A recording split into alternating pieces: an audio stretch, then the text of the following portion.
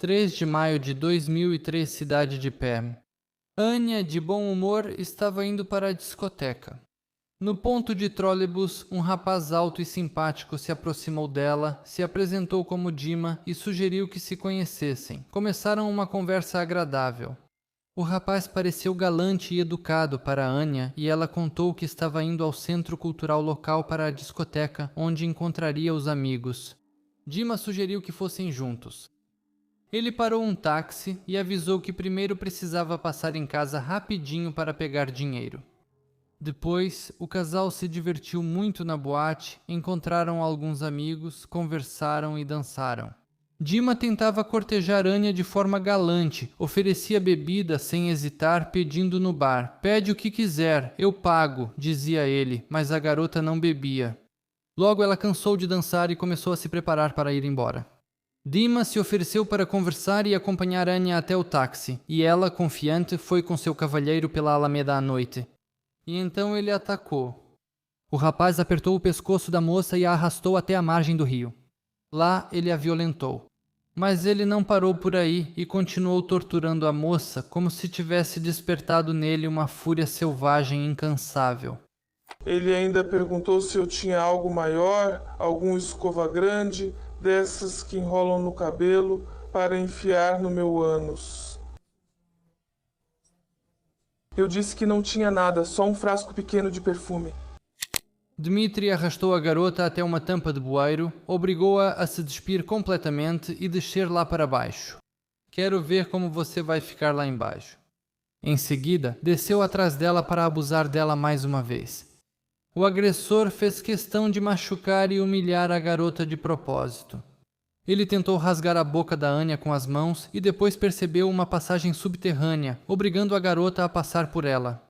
Ela rastejou pelo esgoto, passando por estradas e lixo, estremecendo com o fedor, enquanto seu agressor respirava pesado em sua nuca. Finalmente apareceu um caminho para cima e eles saíram no meio de um pequeno bosque. Dmitri disse que não queria tirar a vida dela ali e começou a levar Anya pela floresta à procura de um lugar que lhe agradasse. Ele caminhava com confiança, e a garota teve a impressão de que ele conhecia cada arbusto nesses matagais. No caminho, ele fantasiava sobre quais outras torturas gostaria de fazer e mencionou que Anya não era a primeira dele. Depois de 2 horas de tortura, o algoz finalmente se cansou. Ele derrubou a vítima no chão, sentou-se sobre ela e apertou seu pescoço com as 2 mãos. Eu senti o estalo das minhas próprias mandíbulas, senti minha língua enrolando, senti que em mais alguns instantes tudo acabaria. Eu não veria mais a luz do dia. Então Anya reuniu todas as forças, libertou a mão e enfiou o dedo com unha afiada no olho dele. O monstro gritou e por um segundo soltou o pescoço dela. Isso foi o suficiente para a garota empurrá-lo para longe, acertar a cabeça dele e sair correndo o mais rápido que podia, sem olhar para trás. Só queria que ele não a alcançasse, só queria conseguir escapar. Pelo barranco escorregadio, caindo e ralando os joelhos, ela subia com dificuldade, enquanto o maníaco gritava para ela: "Volte, eu não vou tirar sua vida." Anya teve sorte. Os arbustos fatídicos ficavam bem atrás daquele centro cultural onde aconteceu a discoteca fatal. Gritando socorro, ela chegou até as pessoas e os seguranças do centro cultural chamaram a polícia. Anya se lembrou em qual casa eles pararam antes da discoteca, e os investigadores descobriram facilmente em qual apartamento morava o jovem alto chamado Dima. Em poucas horas ele já havia sido detido. "Quem está aí? São amigos, abre, somos nós." Quem está aí? O criminoso acabou sendo Dmitri Tambasov. Ele nasceu em 2 de fevereiro de 1983 em Perm, sendo o filho do meio de 3 irmãos. A infância dele foi passada em um ambiente desestruturado. Desde cedo, segundo a mãe, o menino apresentava crises noturnas de medo intenso, mas em vez de tratamento, o médico se limitou a aconselhar que dessem ao menino chás calmantes. Após o nascimento da irmã mais nova com deficiência, a atenção dos pais e da avó quase se voltou totalmente para ela. Dmitri acabou ficando de lado e seu estado emocional começou a piorar. Na adolescência, ele reagia a proibições e repreensões com explosões de desespero. Ele chegava a bater a cabeça nas paredes, se machucar e tentou tirar a própria vida mais de uma vez. Ele estudou em uma escola para adolescentes problemáticos para ser padeiro. Segundo os investigadores nos interrogatórios, Tambasov contou que aos 16 anos teve um relacionamento com uma mulher adulta que trabalhava no internato. A educadora era sadomasoquista e gostava de tipos de intimidade não convencionais. A investigação acreditava que esse episódio teve um impacto significativo na psique do garoto. Além disso, a mãe dele contou que, aos 15 anos, Dmitri teve relações íntimas com um parente da mesma idade. Aos 15 anos, ele já causava preocupação entre os professores e familiares. No internato especial, ele se destacava não só pela altura e força física, mas também pelo temperamento difícil e imprevisível. Os professores diziam que ele evitava estudar, atrapalhava as aulas e parecia procurar conflitos de propósito. Logo, o nome dele apareceu nos registros policiais. Roubo, agressão. Alguns meses atrás das grades só reforçaram nele o hábito de viver pelas próprias regras. Depois de sair da prisão, Dmitri se virava com bicos, carregador, vigia, segurança em boates, mas ele não conseguia ficar em nenhum lugar por mais de algumas semanas, como se estivesse sempre procurando algo que saciasse uma sede interior. As pessoas ao redor percebiam nele um olhar atento e investigativo para as pessoas, especialmente para mulheres mais velhas do que ele. Ele sabia como conquistar as pessoas, mas sempre havia algo perigoso em seu comportamento, como se ele estivesse testando onde estava o limite e se podia ultrapassá-lo. No círculo de pessoas com quem convivia, circulavam histórias estranhas e inquietantes sobre como ele transformava encontros em uma espécie de provação, fazendo com que os outros se submetessem aos seus caprichos. Por exemplo, cortar o oxigênio um do outro ou gravar inscrições na pele com um caco de vidro. Ele ia de um extremo ao outro, é uma pessoa desequilibrada, especialmente com as garotas, não consegue controlar seus desejos ao buscar intimidade, extremamente insistente. Partia para a agressão física, especialmente quando estava bêbado. Inventou para si mesmo o apelido de mímico. Ele nos explicou que era da palavra mimetismo, a capacidade de mudar e se disfarçar. Contou um dos seus amigos. A ex-namorada de Dmitri, uma mulher alguns anos mais velha que ele, lembrava que ele falava sobre casamento e até mencionou planos de adotar os filhos dela. Mas o relacionamento terminou de repente. A mãe de Tambasov se opôs fortemente ao envolvimento do filho com uma mulher mais velha. A separação foi um golpe duro para Dmitri. Segundo a mulher, ele encarou isso como uma traição pessoal e logo depois, em profunda depressão, tentou novamente tirar a própria vida. Dima é daqueles que chamam de muito persistentes. É mais fácil ceder a ele do que explicar por que não. Quando estava bêbado, Tambasov podia cortar símbolos nos braços com uma lâmina. Ele gostava da dor. Na primavera de 2001, Dmitri Tambasov foi convocado para o exército. Na junta médica, o psiquiatra militar notou as cicatrizes nos braços dele e expressou dúvidas sobre sua saúde mental. No entanto, apesar disso, o recruta foi considerado apto e enviado para servir na Marinha em Severomorsk. O serviço não deu certo desde o início. Segundo ele, os soldados mais antigos o submetiam a maus tratos cruéis e o espancaram várias vezes. Depois de um desses casos, ele acabou na enfermaria, onde, segundo Putin, ele enfrentou um comportamento inaceitável por parte dos médicos. Do interrogatório de Dmitri Tambasov, fui parar na enfermaria. O chefe do serviço médico, todas as noites depois do toque de recolher, me dava bebidas alcoólicas e me assediava. Logo, Dmitri foi transferido para a ala psiquiátrica e foi lá que ele tentou se suicidar novamente. Uma nova junta médica o considerou inapto para o serviço militar devido ao seu estado mental e, apenas alguns meses após ser convocado, ele foi dispensado e retornou a Perm acompanhado por militares. Em seu prontuário pessoal foi registrado: Tambasov não conseguiu se adaptar à unidade, apresentava sérios distúrbios emocionais e de vontade, além de sinais de transtorno de personalidade surgidos durante o serviço. Ao voltar para casa, ele ficou em um estado ainda mais instável. Em dezembro de 2001, ele foi brutalmente espancado 2 vezes. Após o segundo caso, ele foi encontrado na rua por um transeunte, ferido, exausto e em estado grave. Do depoimento da mãe de Tambasov, 1 ou 2 semanas depois, um homem ligou e disse: "Venham buscar o seu filho, ele está em mau estado, todo espancado e descalço." Nós fomos até a casa desse homem. Meu filho estava na rua, todo espancado, em um estado assustador. Ele disse que estava em uma discoteca, conheceu alguns caras, deram vodka para ele e depois disso ele não se lembra de mais nada. Nós não procuramos o hospital. Meu filho também me pediu várias vezes para chamar uma equipe psiquiátrica e registrá-lo, porque quando ele ficava nervoso, muitas vezes se machucava e pegava facas. Se meu filho beber um pouco, até mesmo cerveja, ele imediatamente fica incontrolável. Depois disso, ele não se lembra de nada. No dia 3 de maio de 2003, Dmitry Tambasov, de 20 anos, foi preso sob a acusação de abuso. Durante o interrogatório, ele negou persistentemente a culpa, colocando a responsabilidade em Anya. Ele insistia que tudo aconteceu por consentimento mútuo e explicava as marcas no pescoço da garota, dizendo que durante a relação apertou levemente a garganta dela. Segundo ele, depois disso, ela inesperadamente se soltou e fugiu. No tribunal, ele exigiu absolvição total, enquanto os depoimentos das vítimas eram diferentes. Ela contou que, depois do ocorrido, a pressão sobre ela não parava nem de dia nem de noite. Os parentes de Tambasov faziam plantão perto da casa dela, como caçadores esperando pela presa. Podiam ficar na entrada do prédio por horas, observando cada passo dela. Quando a encontravam, não economizavam nas palavras. Xingavam, ameaçavam, exigiam que ela retirasse a queixa, tentavam convencê-la a se reconciliar de forma amigável. Chegaram até a sugerir que ela se casasse com Tambasov. Só de pensar nisso ela já sentia enjoo.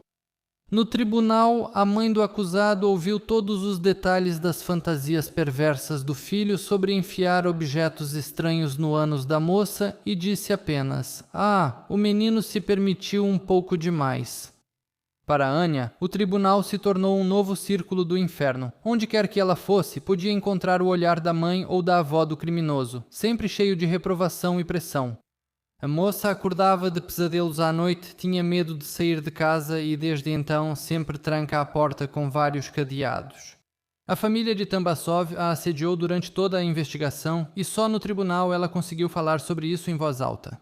Ninguém deu atenção ao seu testemunho de que Dmitry queria tirar sua vida e dizia que já tinha tido outras vítimas. Pensaram que Ana estava dizendo isso por raiva. Talvez todos os outros, mas Dmitry não foi acusado de tentativa de homicídio, e ele tinha certeza de que sairia em liberdade ainda jovem. Em agosto de 2003, a sentença foi proferida. Dmitry Tambasov foi considerado culpado de abuso que resultou na infecção da vítima por uma doença venérea e de atos sexuais violentos. O tribunal o condenou a 7 anos e meio de prisão. Na prisão, ele imediatamente tornou-se um colaborador, começou a trabalhar para o chefe, foi designado como auxiliar, encarregado de dar pequenas tarefas, distribuir roupas, colchões e comida aos presos.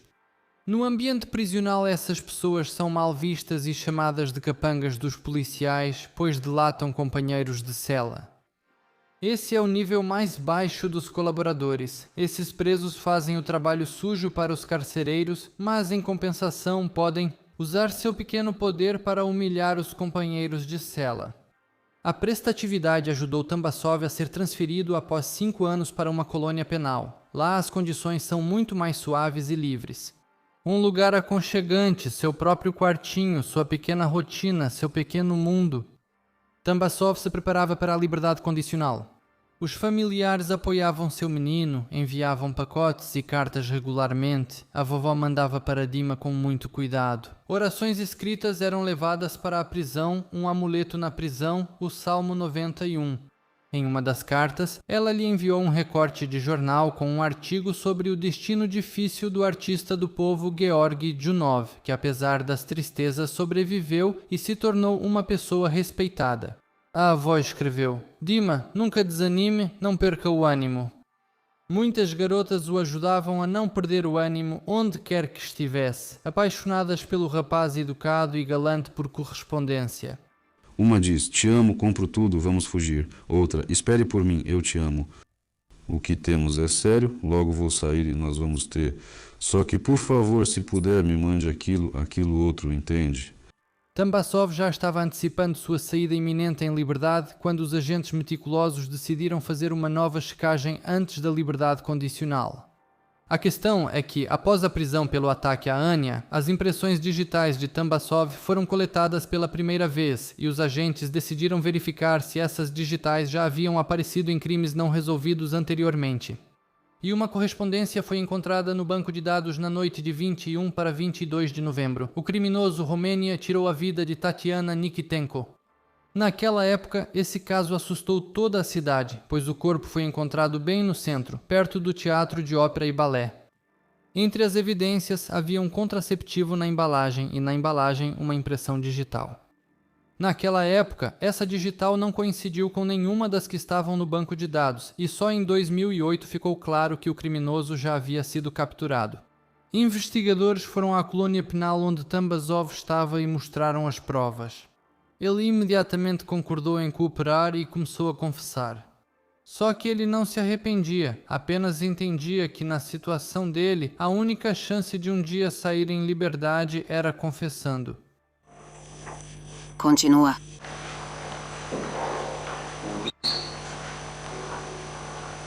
Pessoa.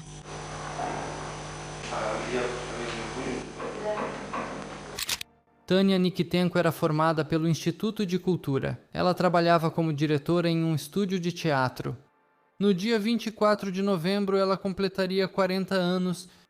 A mãe disse para Tânia que comemorar 40 anos era um mau presságio e que era melhor não fazer nenhuma festa ou surpresa, mas deu à filha 500 rublos para que ela mesma comprasse um presente. Com esse dinheiro, Tatiana decidiu ir ao teatro. Após o espetáculo, com todos já fora, ela permaneceu sozinha na praça em frente ao teatro e sentou-se no parapeito do monumento, olhando o céu estrelado. Um rapaz alto e de aparência agradável se aproximou dela e se apresentou como Dima. Tânia tinha alguns amigos chamados Dima, todos bons rapazes, e isso imediatamente a deixou à vontade com o desconhecido. Ele puxou uma conversa agradável e sugeriu dar uma volta até o banco. E de repente, um ataque, uma imobilização precisa e nenhuma chance de escapar. Então, como ela se defende sem força? Ou 45 quilos dela, ou os 100 quilos dele? Depois, Tambasov começou a torturá-la com abusos cruéis e antinaturais. Infelizmente, por causa da censura do YouTube, não posso mostrar alguns materiais documentais. Por isso, vou deixá-los no canal do Telegram Strashnoti. Acessem e se inscrevam. Vejam, o link está abaixo do vídeo. Nos interrogatórios, ele falava disso sorrindo de forma sinistra e com apetite, até engolindo saliva.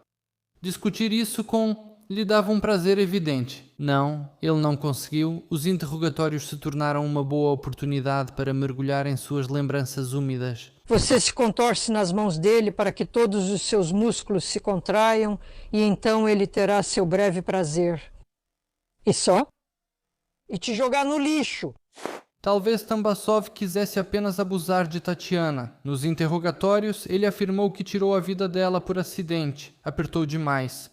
Mas foi justamente aí que ele percebeu que sentia o maior prazer com a agonia da vítima, quando o corpo dela era tomado por convulsões. E depois disso, ele passou a buscar essa sensação intencionalmente. Mas só as convulsões não eram suficientes para ele. Ele precisava ainda zombar da vítima. Ele já introduzia vários objetos estranhos. Essa cenoura de 22 centímetros, se não me engano, eu estava na autópsia. De onde vem isso? Ou seja, sadismo. Ele sentia prazer quando a vítima sofria, entende? Para o investigador, estava claro que estavam diante de um serial killer e que ele deveria ter mais vítimas. Foi sugerido a ele que vasculhasse sua própria memória e contasse de quem mais era o sangue em suas mãos. Tambasov entendia que se eles encontrassem as provas por conta própria, ele não conseguiria aliviar sua pena no tribunal com uma confissão voluntária. Ele pediu um tempo para pensar e logo trouxe aos investigadores mais 2 confissões. Natalia Mikhailovna, Kanoshina esperou por justiça durante 6 anos. Tatiana, sua filha, era vendedora de roupas no mercado central de Perm e vivia com a mãe em um vilarejo próximo à cidade. Ela não tinha filhos, o casamento já havia terminado naquela época. No dia da tragédia, 4 de agosto de 2002, ela disse à mãe e às amigas que ia a uma balada para se divertir, comemorar o dia do ferroviário e que voltaria para casa no último trem da manhã. Segundo Tambasov, eles se conheceram justamente naquela balada. Eles decidiram caminhar pelo calçadão em direção à ponte e depois desceram até a água. Segundo ele, eles decidiram nadar e a garota concordou em ter intimidade. Mas quando ele sugeriu continuar de uma forma pervertida, Tatiana recusou categoricamente. Essa recusa foi o gatilho para ele. Ele atacou a mulher e apertou o pescoço dela até que ela parasse de respirar. Ele conseguiu tudo o que queria da vítima e largou o corpo na praia. Ela foi encontrada horas depois. Ele a cobriu com um casaco, como se dissesse: está uma mulher deitada, talvez dormindo. Natália só reencontrou sua filha no necrotério. Deixaram o médico sentado, eu estou sentada aqui, seguram minhas mãos para que eu não... E então mostram as fotos, eu digo, minha Tânia está vindo. Mostraram ela 3 vezes, eu. A mulher chorou tanto que logo sua visão piorou. Ela era atormentada não só pela dor, mas também pelo pensamento de que o criminoso saiu impune. Certa vez, ela até teve coragem de passar a noite no túmulo da filha.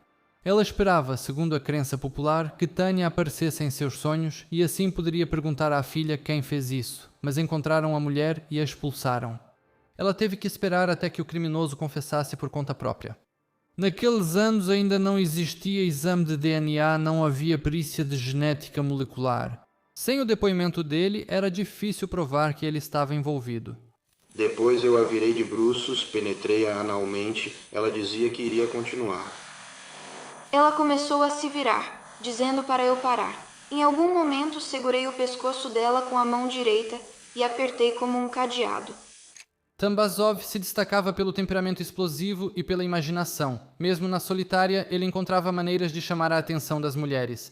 Por exemplo, no processo dele há uma carta de uma das amigas por correspondência. Bem, agora podemos usar a imaginação. Vamos lá. A gente se encontra no Mercado Central. Eu te levo para um hotel. Alugo o quarto mais caro. A gente se despe. Eu vou tomar banho.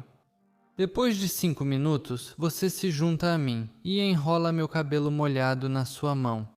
Além de expressar suas fantasias eróticas, Tambasov começou a escrever poesias na prisão. Aqui está um trecho de sua obra. Meu corpo está vivo, mas minha alma já morreu. Já não sou capaz de amar, rir ou sentir tristeza. Tornei-me uma fera, e o homem dentro de mim já morreu. Não chegue perto de mim, senão posso até morder. E meus dentes respiram como 100 cobras venenosas. Já não dá para me parar, e não posso dizer que sou tão bondoso assim que minha mão não vai se levantar contra você. Por último, ele trouxe a confissão do seu primeiro crime. Eu estava na praça perto do circo. Lá conheci uma garota. Tomamos uma cerveja. Ela me convidou para o dormitório dela. Fizemos amor de comum acordo, mas ela ficou deitada como um tronco. Isso me enfureceu. Ela começou a resistir. Eu a segurei pelo pescoço para conter a resistência. Depois de satisfeito, levantei, me vesti e coloquei o cobertor sobre ela. Ela não se mexia. Eu fui embora. Isso aconteceu em 14 de março de 2001 no dormitório estudantil do distrito de Motovilikinsky, em Perm. A vítima foi a estudante de 19 anos Yulia Shulenina, de Gremiashinsk, que estudava no colégio Slavianov. Até recentemente, ela era estudante da Universidade Estadual de Perm, mas após a morte do pai e a queda da renda da família, foi obrigada a se transferir para o colégio. No dia da morte, Yulia foi para o seu quarto junto com Tambasov. Por um tempo, eles ficaram na cozinha do dormitório com a colega de quarto da Yulia, fumando, tomando sorvete e bebendo. Houve uma briga entre as garotas. Depois da discussão, a colega de quarto foi embora, deixando Yulia e Tambasov sozinhos. Segundo ele, houve intimidade entre eles, mas quando ele começou a machucá-la, a garota tentou se soltar. Tambasov passou para sua perversão favorita, usando objetos estranhos, agindo de forma dura e implacável. Depois do ocorrido, ele saiu calmamente do quarto. Para encobrir o crime, antes de sair, ele vestiu a garota, cobriu-a com um cobertor e espalhou comprimidos pelo quarto, esperando que todos pensassem que ela tinha tirado a própria vida. Mas os peritos rapidamente perceberam que era uma simulação. O criminoso de 18 anos ainda não sabia como encobrir seus rastros direito. O corpo de Yulia foi achado no dia seguinte por uma vizinha, que chegou após a aula e o encontrou. Na perícia, os investigadores acharam uma impressão borrada da mão de Tambasov e fizeram um retrato falado detalhado com base no depoimento da vizinha. Mas não conseguiram identificar o criminoso, e no final de 2001 o caso foi suspenso por não ter sido possível identificar uma pessoa como réu. Tão facilmente decide o destino da vida dos outros, mas treme de medo pela sua própria. E de fato, Tambasov se preocupava muito com sua vida e seu destino, e planejava cuidadosamente suas confissões. Dmitri contou também sobre uma moça de sobrenome Veselova. Em sua confissão, ele contou que a encontrou perto do mini-mercado na Praça da Amizade, em Perm. Eles desceram juntos até o barranco, perto da editora Zvezda. Ele escolheu esse lugar, escondido dos outros, não por acaso. Quando ficaram longe das pessoas, Tambasov atacou. A garota resistiu desesperadamente, mas não teve força suficiente. Ele cortou o oxigênio dela e empurrou o corpo ladeira abaixo, para dentro do barranco. Em sua versão, Dmitri insistiu que não pretendia tirar a vida dela. Após a primeira confissão, ele pôde ver os materiais do caso e rapidamente percebeu que os investigadores tinham muito poucas provas sobre o ataque a Veselova. E então ele retirou a confissão e provou que não havia como comprovar seu envolvimento. O caso ficou parado. Mais tarde, em uma conversa com o investigador, Tambasov comentou que não queria assumir mais de 3 crimes para não pegar prisão perpétua. Os investigadores têm certeza de que, além das garotas mencionadas, ele fez pelo menos mais 5 vítimas, mas não conseguiram reunir provas suficientes sobre esses casos.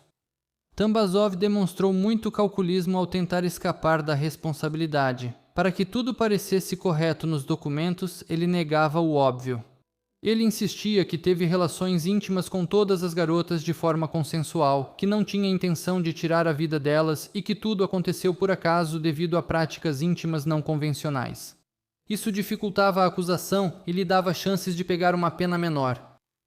A mãe de Tambasov soube que surgiram provas irrefutáveis de mais 3 crimes e, a princípio, disse aos investigadores que iria renegar o filho, que nunca mais escreveria para ele e também não o visitaria.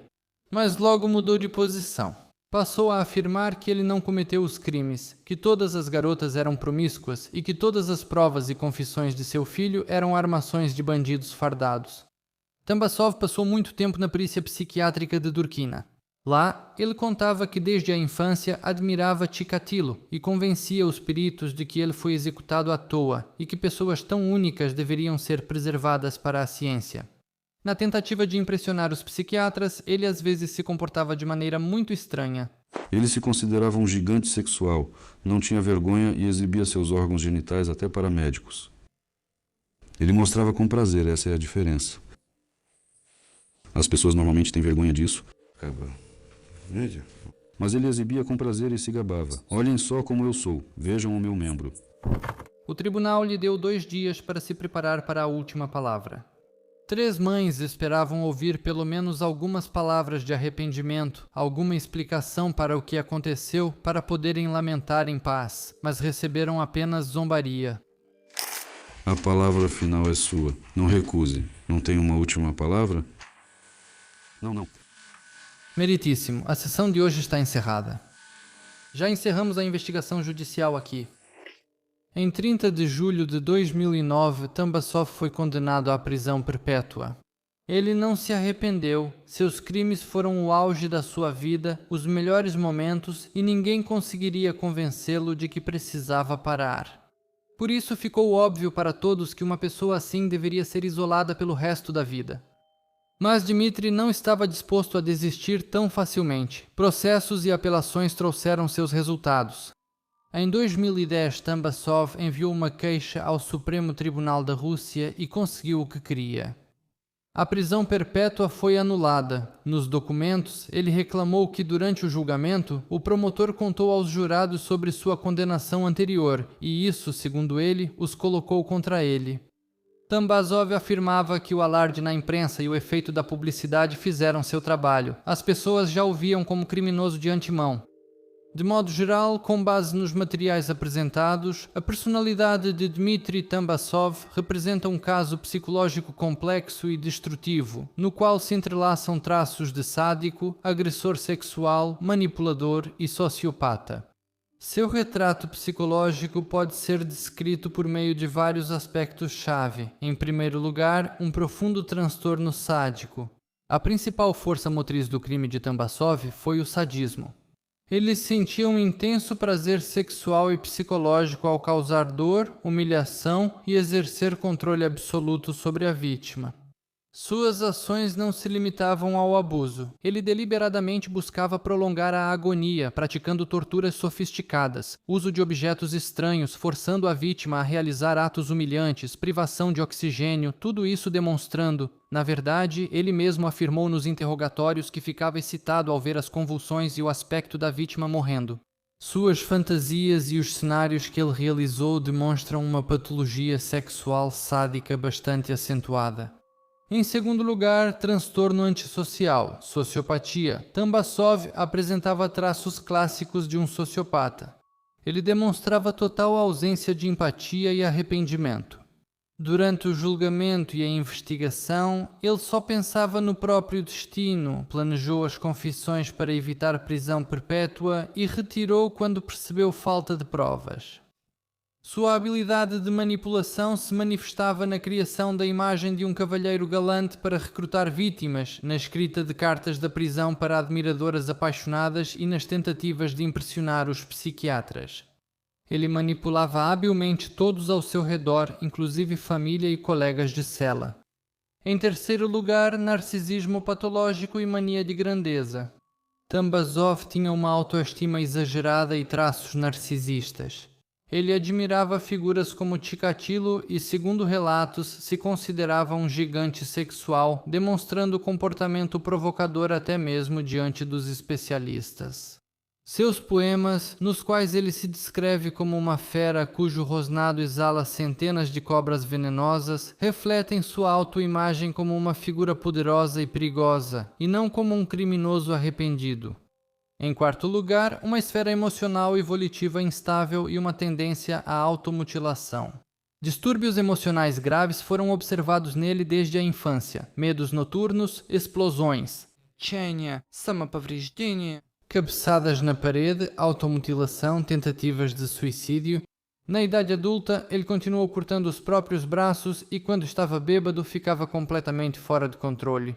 Isso indica transtorno de personalidade borderline e uma tendência instável à autolesão que ele já teve. Impulsividade emocional instável, instabilidade na percepção de si mesmo e dificuldades em controlar a raiva. Em quinto lugar, a influência de experiências psicotraumáticas. Sua personalidade foi formada em condições desfavoráveis. Privação inadequada na infância após o nascimento da irmã com deficiência, possivelmente uma experiência precoce de humilhação por parte de uma mulher adulta sádica e de um parente, além de maus tratos cruéis e, segundo ele, assédio no exército. Tudo isso pode ter agravado e consolidado seus padrões patológicos de comportamento. No entanto, é importante ressaltar que essa experiência não justifica suas ações, apenas explica as origens de sua agressividade e da percepção distorcida das relações íntimas. Em sexto lugar, a frieza calculista e a flexibilidade criminosa. Apesar da instabilidade emocional, Tambasov era calculista. Ele escolhia lugares isolados e tentava simular que a primeira mulher havia cometido suicídio. Ele recusava-se a confessar quando percebia a fragilidade das provas e construía cuidadosamente sua defesa no tribunal para evitar a pena máxima. O comportamento dele na presídio também demonstra uma abordagem pragmática e adaptativa à vida, mesmo em isolamento. Resumindo, Dmitry Tambasov é um sádico manipulador calculista. A personalidade dele é caracterizada por uma mistura de sadismo profundo que lhe traz a principal satisfação, com traços antissociais e narcisistas que lhe permitem se disfarçar e manipular o ambiente ao seu redor por anos. Seus crimes não foram explosões espontâneas de raiva, mas rituais cuidadosamente planejados, voltados para obter o máximo prazer sádico do poder, da dor e da humilhação das vítimas. Ele é extremamente perigoso e muito provavelmente irrecuperável. Aliás, ele ficou indignado porque o tribunal se recusou a ouvir testemunhas adicionais e não considerou as circunstâncias atenuantes de sua confissão e do fato de que, no momento do crime, ele era jovem. Ele anexou à queixa referências elogiosas da colônia e lembrou que, após a sentença de 2003, foi transferido para uma colônia penal como alguém que havia se recuperado. No final, o Supremo Tribunal atendeu ao seu pedido e substituiu a prisão perpétua por 25 anos de reclusão.